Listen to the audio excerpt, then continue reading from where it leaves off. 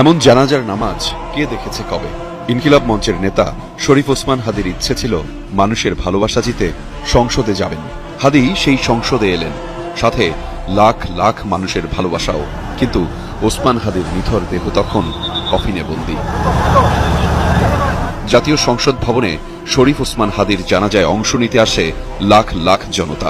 জাতীয় সংসদ ভবন থেকে শুরু রাজধানী সহ দেশের বিভিন্ন প্রান্ত থেকে উপস্থিত ছাত্র জনতার ঢল গিয়ে উপচে পড়ে মানিক মিয়া এভিনিউ, খামারবাড়ি, আসাদ গেট এলাকা পর্যন্ত। স্লোগানে স্লোগানে প্রকম্পিত হতে থাকে, আমরা সবাই হাদি হব, যুগে যুগে লড়ে যাব, হাদি ভাইয়ের রক্ত বৃথা যেতে দেব না।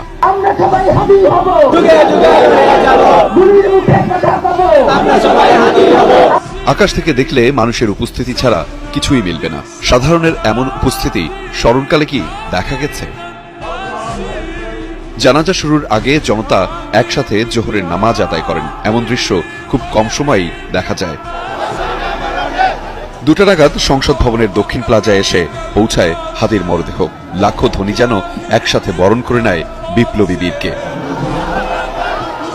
এরই মধ্যে আসেন প্রধান উপদেষ্টা সহ সরকারের বিভিন্ন দপ্তরের উপদেষ্টারা। যোগ দেন বিএনপি, জামায়াতে ইসলামী ও এনসিপি সহ বিভিন্ন রাজনৈতিক দলের শীর্ষ নেতারা।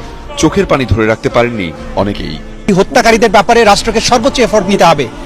তারা যেখানে থাকুক, সে ওভার দি ব্লু সিজ অথবা অন দি ব্ল্যাক মাউন্টেন, যেখানেই তারা থাকুক, তাদেরকে ধরে আনতে হবে, বিচার করতে হবে। তার যে আদর্শ, তার যে চেতনা, সেটা যেন এই দেশে, এদেশের বিভিন্ন প্রান্তে প্রান্তরে যেন যুগ যুগ ধরে, শতাব্দীর পর শতাব্দী ধরে যেন টিকে থাকে, বেঁচে থাকে।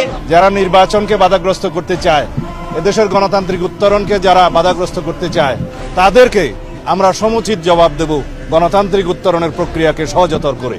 তাহলেই শহীদ ওসমান হাদির রক্তদানকে, আত্মত্যাগকে আমরা সম্মান জানাতে পারব। শুরু হয় জানাজা। শৃঙ্খল নিশ্চুপ আবহে হাদির বড় ভাই জানাজার নামাজ পড়ান। অশ্রুসজল চোখে আল্লাহর দরবারে উপস্থিত জনতার ফরিয়াদ।